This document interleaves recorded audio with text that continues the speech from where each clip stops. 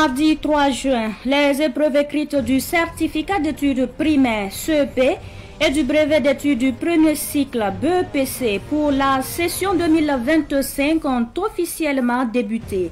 C'est le ministre de l'enseignement de base, de l'alphabétisation et de la promotion des langues nationales, Jacques Sosten Dengara, qui a donné le coup d'envoi officiel du CEP et du concours d'entrée en 6e session 2025 dans la ville de Gawa, dans la région de l'Est.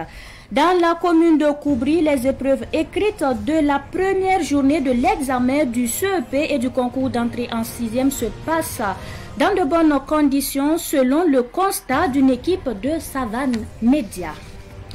Et puis, détournement de carburant au Burkina, la coordination nationale de lutte contre la fraude annonce avoir mis fin à un vaste réseau. Un détournement qui a causé une perte d'environ 7 milliards de francs CFA à l'État.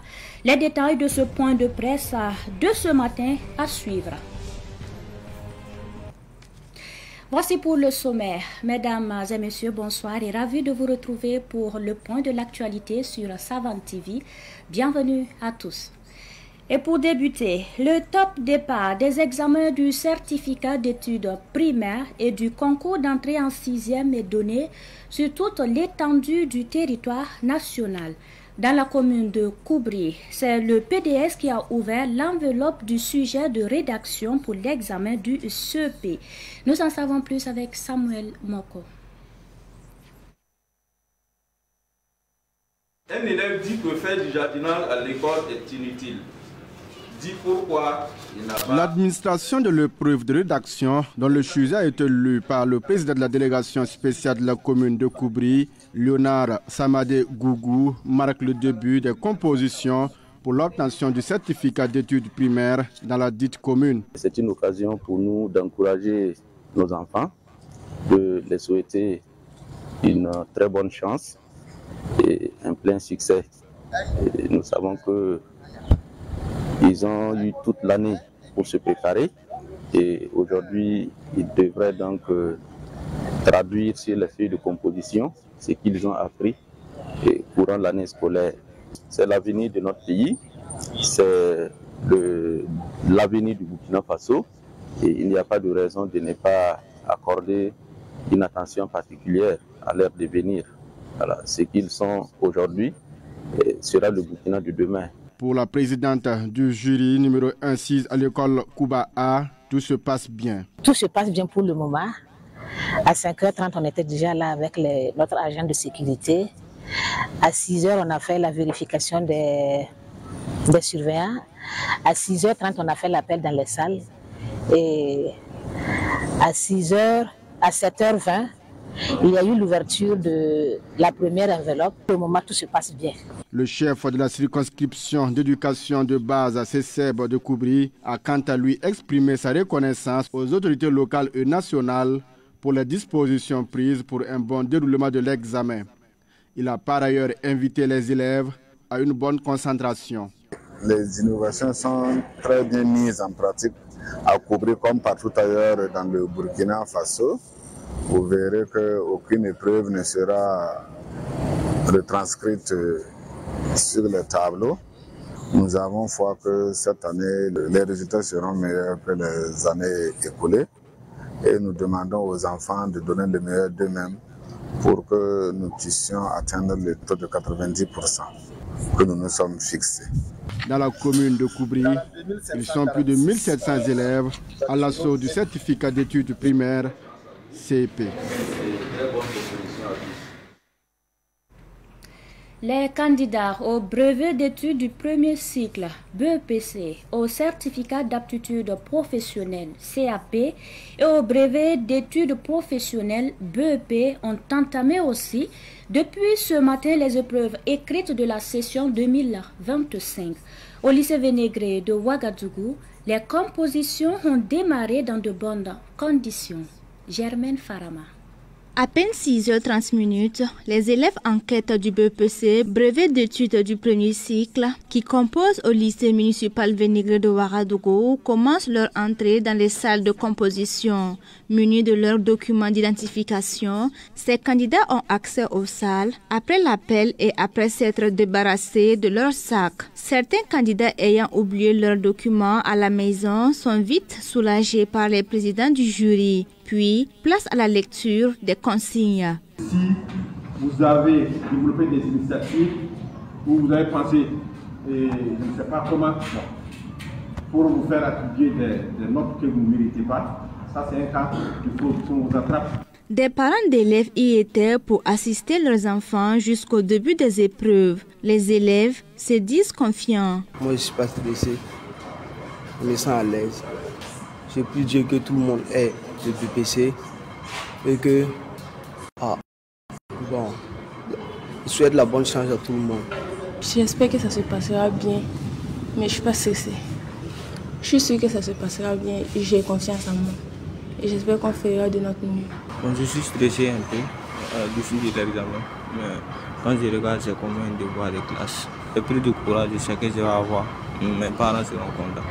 Après le remplissage des fiches de composition et quelques minutes d'attente, place à la découverte des sujets suivis des conseils des membres du jury. Il ne faut pas avoir confiance à son voisin parce qu'un voisin. C'est compris? Voilà, confiance à son voisin. Et la composition de la première épreuve.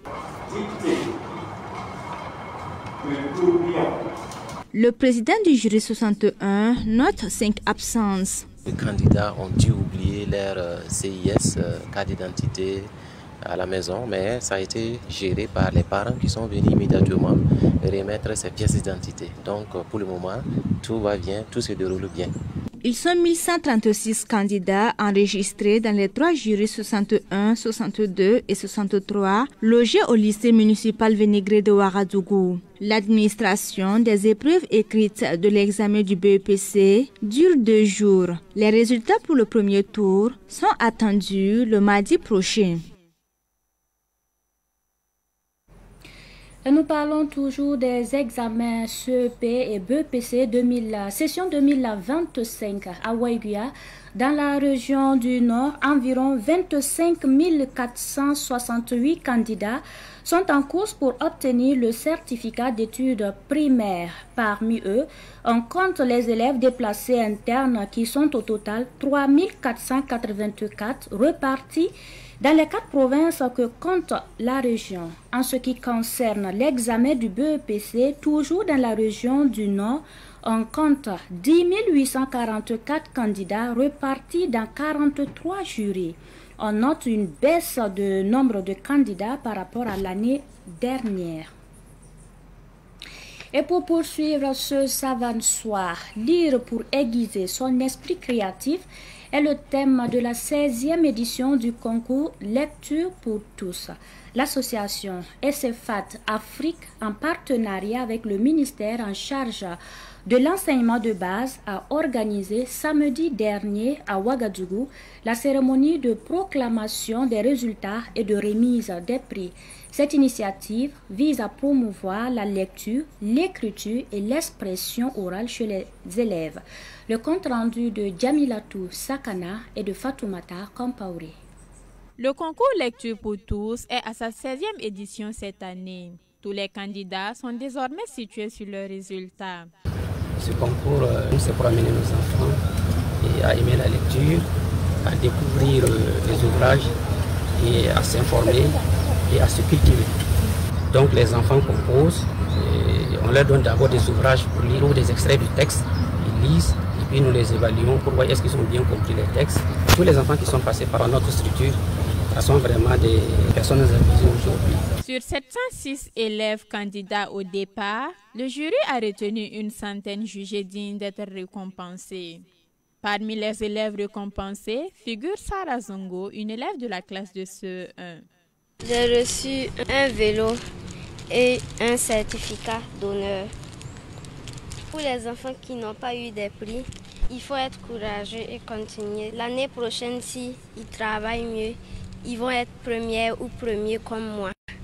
les partenaires et les soutiens ont salué l'initiative.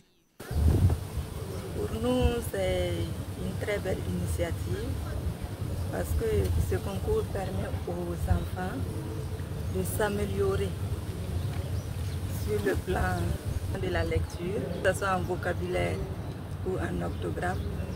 Le concours leur permet d'avoir des acquis. Le ministère a entrepris des réformes dans le secteur de l'éducation et justement l'activité menée par le promoteur, le concours de lecture, entre en ligne droite dans la qualité de l'enseignement.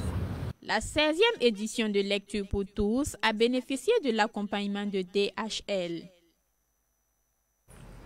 Le Premier ministre Jean-Emmanuel Ouédraogo a appelé les Burkinabés à un engagement patriotique collectif face au terrorisme et ses parrains. Un appel lancé à l'occasion de la cérémonie des couleurs tenue hier à la primature. Écoutons le Premier ministre. À chaque fois que nous hissons haut les couleurs nationales, c'est dans le but de perpétuer le souvenir de nos vaillants guerriers qui sont tombés sur le champ de la bataille pour le salut de la patrie. C'est également pour rendre hommage à nos forces de défense et de sécurité qui, jour et nuit, défendent notre pays contre la ruée des barbares et leurs parrains qui nourrissent le funeste dessein de nous maintenir durablement dans la servitude. La meilleure manière pour nous de rendre hommage à nos martyrs, c'est en suivant le grand exemple qu'ils nous ont laissé, être engagés et se donner complètement et sans réserve aucune pour la souveraineté de notre pays. C'est pourquoi ce matin, je voudrais vous réitérer cet appel à se donner dans un esprit de sacrifice, dans le travail, l'ordre et la discipline pour le développement de notre pays. Autant au front, des filles et des fils du pays veillent pour la restauration de l'intégrité territoriale de notre pays, de sa dignité et de sa fierté, autant dans les bureaux nous devons déployer les mêmes efforts pour rendre notre pays prospère. Je vous invite à taire toute forme de divergence et à privilégier toujours l'intérêt général. C'est seulement dans un élan commun que nous atteindrons les objectifs en marchant dans les sillons tracés par le camarade président du Faso. Un nouveau rond-point a été inauguré dimanche dernier à Sankuissi, un village de la région du plateau central. Érigé par la jeunesse du dit village, l'objectif est de soutenir l'effort du président du Faso. L'inauguration de ce rond-point a connu la participation des membres de la coordination nationale des associations de veille citoyenne CNAVC. Nous en savons plus avec Samuel Moko. Pour la nation, aucun sacrifice n'est de trop. C'est pourquoi la population de Sankuissi s'est mobilisée pour exprimer son soutien au capitaine Ibrahim Traoré, chef de l'État. Ce soutien s'est matérialisé par l'inauguration d'un rond-point, dit rond-point Ibrahim Traoré, des Waïniens de Sankuissi. Pour le président des jeunes de Sankuissi, un village de la commune de Boudri, dans le plateau central, ceci est leur contribution dans la lutte contre le terrorisme. Nous avons pris l'initiative d'accompagner le président du Faso, le capitaine Ibrahim Traoré, en érigeant ce rond-point. Nous sommes déterminés à lutter contre les ennemis de la nation. Nous saluons les VDP, les FDS et toutes les autorités du Burkina Faso. Notre souci ici est le manque d'un cadre propice pour nos différentes réunions. Il y a aussi le manque de routes. Ce rond-point, nous l'avons fait avec nos propres moyens. C'est aussi notre contribution dans la lutte.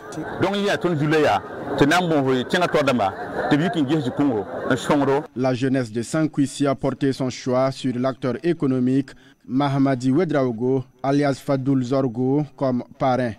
Pour lui, soutenir l'initiative du capitaine Ibrahim Traoré est une obligation et non un choix. Mon message est que la paix revienne au Burkina, c'est tout. Et mes des encouragements à tous nos BDP, FDS, à ceux qui luttent jour et nuit pour que la sécurité y revienne. Ça m'a beaucoup touché et à l'immédiat, sans me préparer, j'ai donné un fourrage au village de Saint-Fils en attendant la réaction d'autres. Donc vraiment, c'est la mobilisation, les jeunes, ça m'a vraiment touché. Je sais que sont pour la paix au Faso. Pour la circonstance, le chargé de communication de la Coordination nationale des associations de la veille citoyenne CNAVC, fils de la localité, Boukari Zongrana, à la tête d'une forte délégation, a patronné cette activité à côté de Bouraïma Ninkiema. Sankwissi est un village situé dans la commune de Boudri, province du Ganzourgou, dans la région du plateau central. Je vous l'annonçais en titre. Une dizaine de stations-service fait perdre à l'État plus de 7 milliards de francs CFA. Ces stations-service ou marketeurs étaient spécialisés dans le détournement et la vente frauduleuse d'hydrocarbures subventionnés destinés aux ménages et des entreprises de BTP. Ce réseau de fraudeurs a été démantelé par la Coordination nationale de lutte contre la fraude. Les responsables de la dite coordination ont fait le point à la presse ce matin. Fatih Sankara.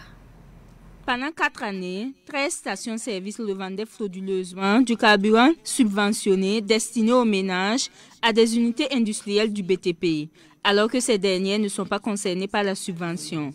Le prix du gasoil subventionné est de 613 francs et celui non subventionné pour les entreprises de BTP est de 1150 francs CFA.